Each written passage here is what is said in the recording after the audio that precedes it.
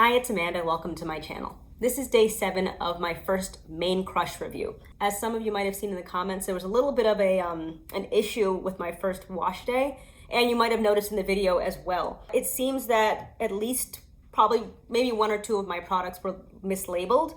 The leave-in that was foaming like crazy, like a foaming shampoo, was possibly actually a shampoo.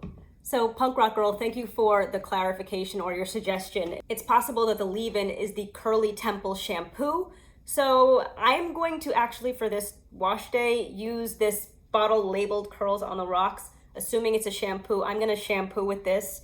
And then the clay wash that I use, I have no idea what product is in this. Maybe it's even the clay wash. I mean, like honestly, I couldn't say. And looking at it isn't gonna do anything, what do I know? I remember this being relatively watery, and it sounds watery here. I'm not sure I'm comfortable using this as a leave-in.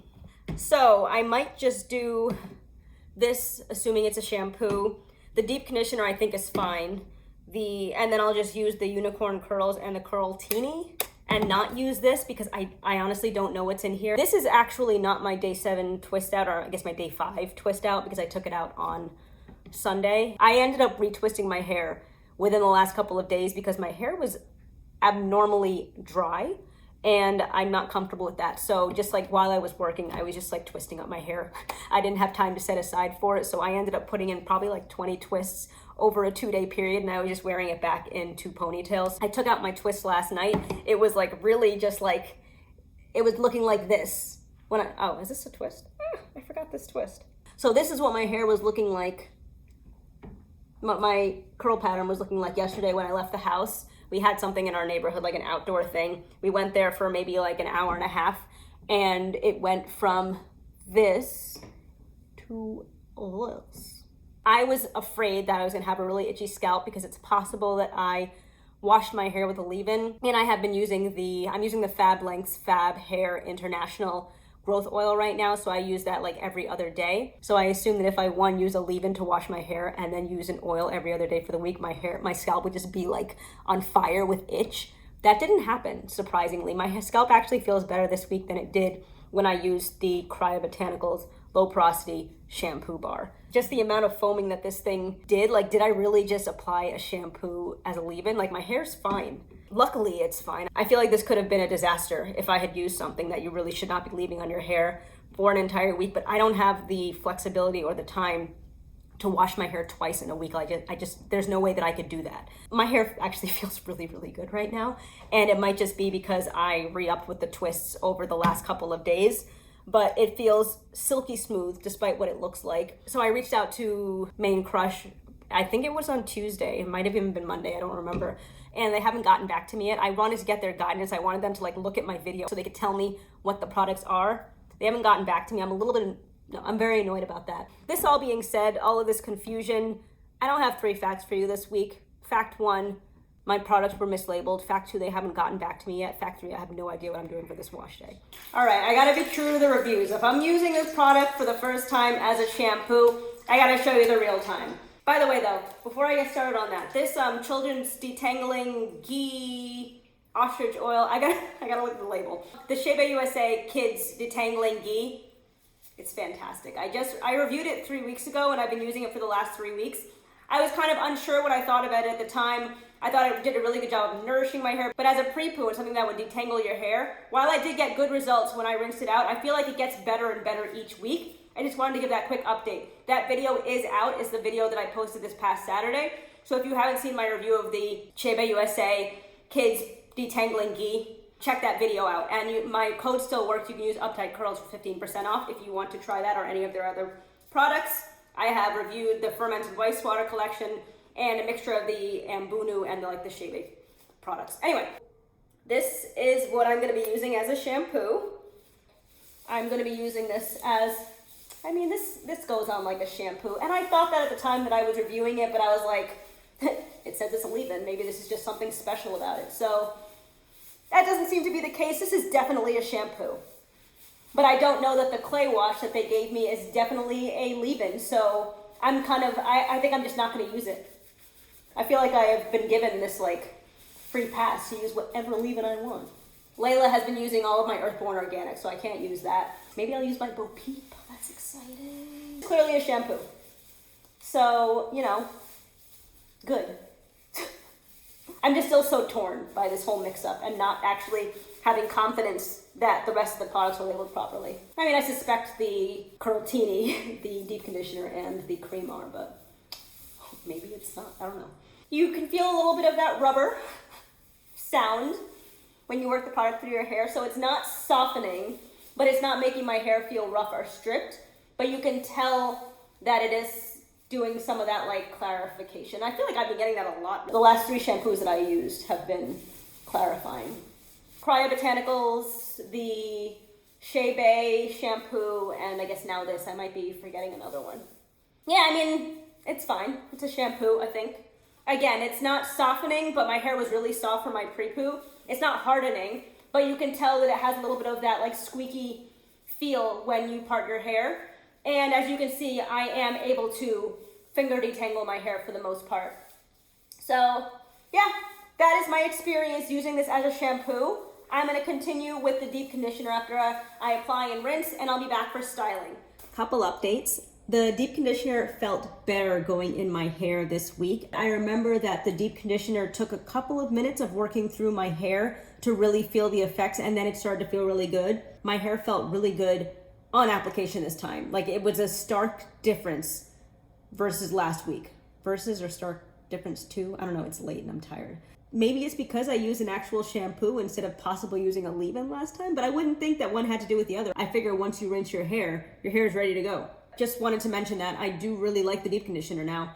I liked it last week, but I like it more this week. I bought 2 of these during her last sale. I don't know why, because when am I gonna get a chance to use them? But I just love her product so much, so I just kind of bought them. Since I don't get to use my Radiant very often, I did decide to go forward and use that. And I'm going to move forward with the unicorn curls and the Curltini, just like last week. Oh, that's the BoB feel. My hair feels fantastic right now.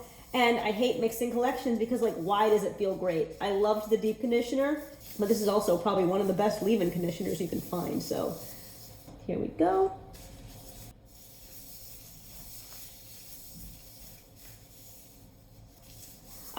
Just want to mention another conversation I had with a subscriber, and I'm sorry, I really need to go through and like memorize who's saying things before I get on camera. If it was you, thank you for this insight.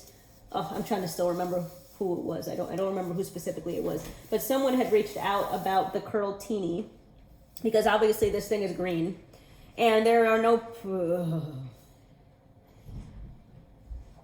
ingredients in here. I did look at the ingredients list as we were having this conversation. There are no ingredients in here that would give this product a bluish tint.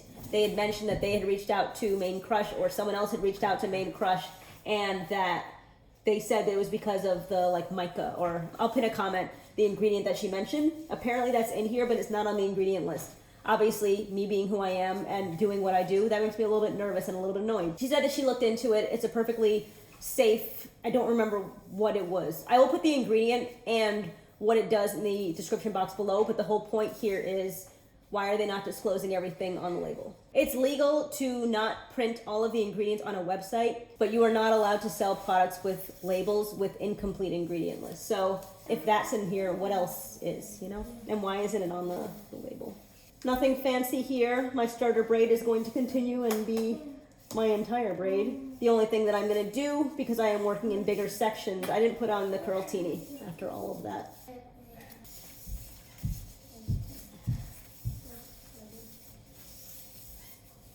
All right, I'm still not confident about my wash and go. There is no clumpage whatsoever. I know someone also had commented that they love using Curltini for their wash and goes. So I would love to know what your clumpage is like, because this looks like it's gonna give me frizzy results. Not what I'm looking for, So I'm gonna braid down as far as I can, and then I am going to kind of coil the bottom, although I don't expect to have enough down there to really, really coil. And then I'm gonna pin it to my roots because I can tell that this is too big a section and it's gonna come out at the bottom. Just kidding, I'm gonna have to twist the bottom. I ran out of hair in one of the sections.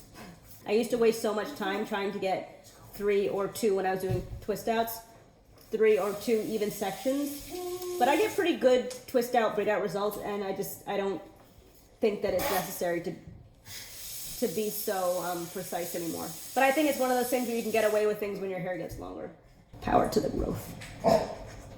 And Mia wants to come in. So I'm gonna do the rest off camera, and I'll be back once they're all in. All set. They're all the way up here, so you can't really see it. This was a very pleasant experience. The products felt really good going on my hair. Let's see what the results are like. Twists are dry. Let us see what we're working with. I'm gonna put a little bit of my Mica oil on my hands, and let's just dive into it. My twists feel okay. They don't feel like the most moisturized twists I've ever had. They don't feel like the least moisturized twists that I've ever had. Let's see, what happens.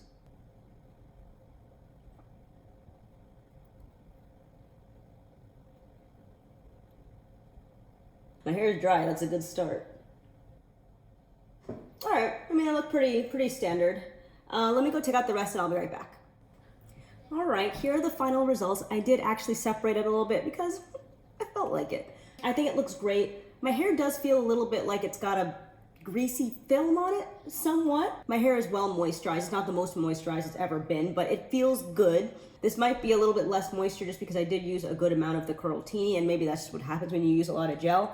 As I mentioned, I don't have a lot of experience using a gel, so maybe that's why it's not as moisturized, but it feels good. I'm curious to see what it's gonna feel like in like 3 or 4 days. But, otherwise I am pretty happy with this. It's got movement, it's got some nice definition, it's got some good shine, and no complaints other than the fact that, the whole mix-up thing is kind of, it's really bothering me.